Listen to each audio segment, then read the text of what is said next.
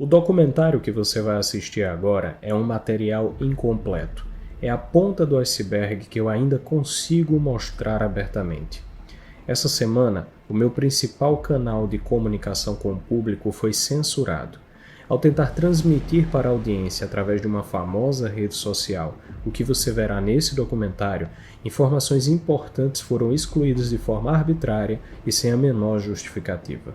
O problema é que, como você mesmo poderá concluir, não há nada aqui além de relatos históricos. São fatos bem documentados que expõem os métodos de ascensão de um dos regimes mais sanguinários do último século. A grande pergunta é: qual interesse quer impedir que você saiba essa história?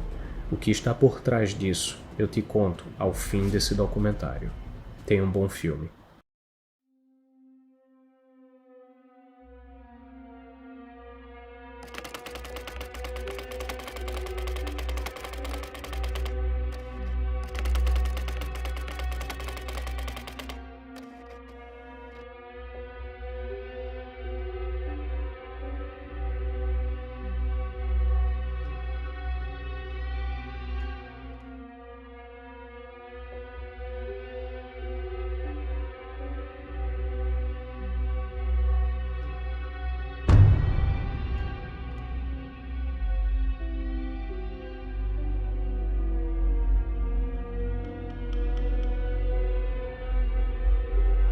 Am heutigen Tage die ganze deutsche Nation zur Houve um Arbeit tempo em que as pessoas eram separadas em puras e impuras, limpas e sujas, saudáveis e transmissoras de doenças.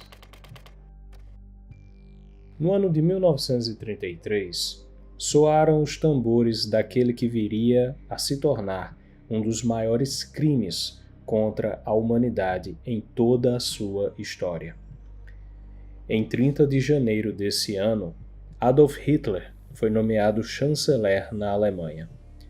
E junto com ele surgiu a ditadura nacional socialista naquele país. Uma das bases do partido nazista era a restauração da pureza racial ariana, o que seria atingido através da eliminação de qualquer influência judaica.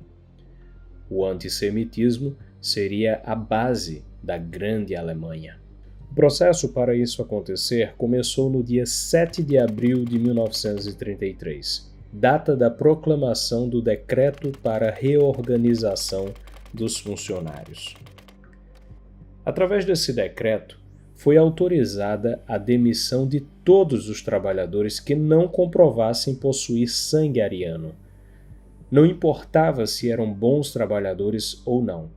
Ocorreria demissão para todos os que não fossem classificados como puros. Não havia recurso. Era apenas o começo. No dia 15 de setembro de 1935, Hitler promulgou o seu mais ousado conjunto de leis, as chamadas Leis de Nuremberg. Para a proteção do sangue e da honra alemãs, elas diziam. A maior parte das pessoas chiques da Alemanha não falou nada quando seus antigos conhecidos judeus foram expulsos de seus trabalhos e de suas casas por não serem puros. O bom senso parecia ter abandonado todas as camadas sociais. Em nenhuma parte se ouviu um protesto contra aquelas medidas humilhantes. Quando as demissões e os rótulos de pureza foram aceitos pela população sem qualquer reclamação, era preciso passar para a etapa seguinte: a segregação. Após a invasão da Polônia, em 1939, os nazistas criaram um gueto na cidade de Varsóvia.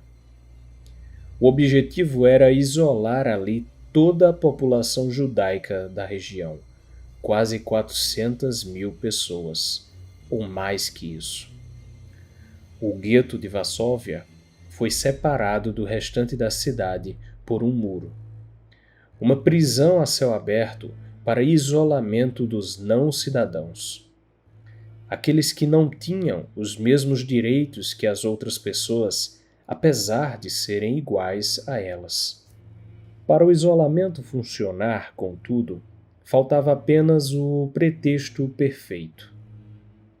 O pretexto que faria todas as pessoas concordarem com o gueto e até mesmo entregarem seus amigos e denunciarem seus colegas de trabalho para serem levados ao confinamento.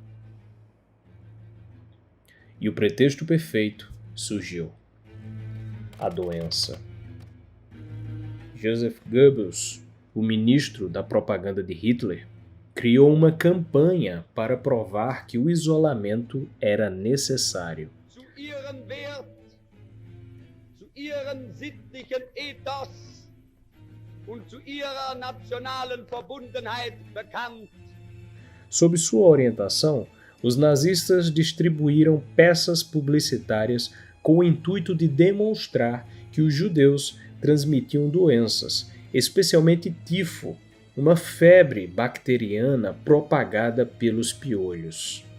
Os anúncios espalhavam o medo, criando relação entre os judeus e a doença.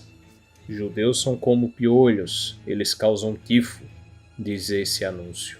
Proteja você mesmo da tifo, evite judeus, diz esse outro.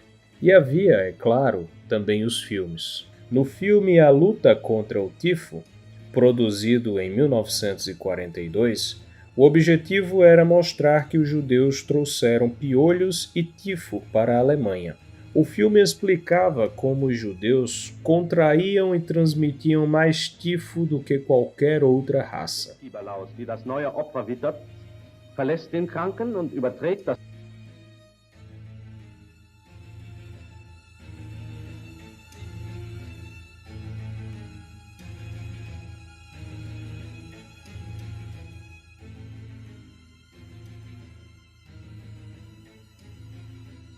E através de desenhos demonstrava como eles espalhavam a doença e os piolhos para as outras pessoas. Também havia a promessa de criar uma vacina contra o tifo, que resolveria todos os problemas de saúde.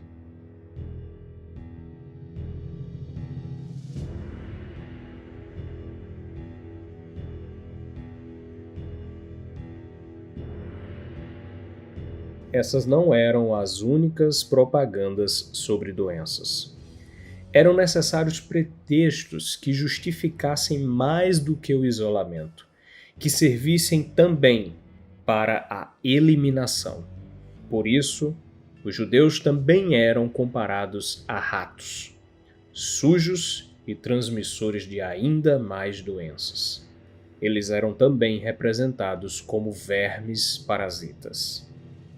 Na propaganda nazista, os judeus eram ligados a qualquer doença grave de que as pessoas tivessem medo. Nesse anúncio, pregado em um muro durante a invasão francesa, eles são apresentados como os responsáveis por espalhar tuberculose, sífilis e câncer.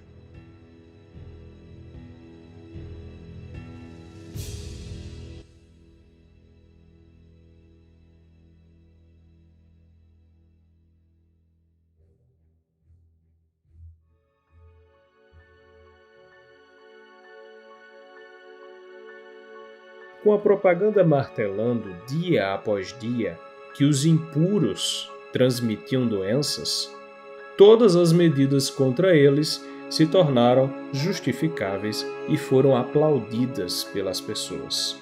Os guetos passaram então a ser uma emergência necessária. Aos montes, eles foram isolados da sociedade civil e tiveram todos os seus direitos negados.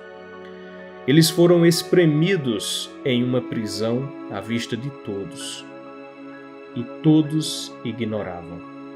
Afinal, era necessário, diziam, para morrer de fome, adultos e crianças, no meio das ruas,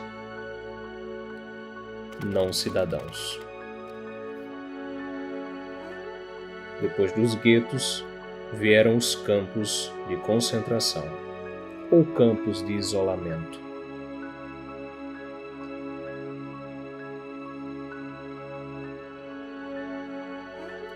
E depois dos campos, vieram as câmaras de gás e os fornos.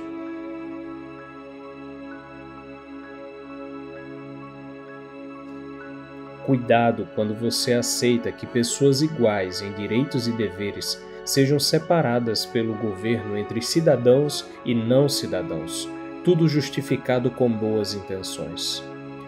Você pode apenas estar repetindo os mesmos erros do passado.